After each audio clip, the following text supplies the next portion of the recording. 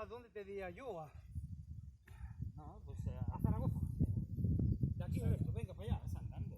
Andando, pero pues sé que me voy a poder quedar aquí. Claro. Planificarlo, pero Mira, claro. el camino, por ejemplo, el olvidado, que va por Balmaseda. Que lo conozco todo eso, eso lo conozco todo. Pues, Se llaman las dos cosas, olvidado y el perdido. sí. Pero ¿cuál es el problema? Que a mucha gente, pues que no hay. ¿No sabes quién lo hace que sale mucho en esto? Yo lo conocí en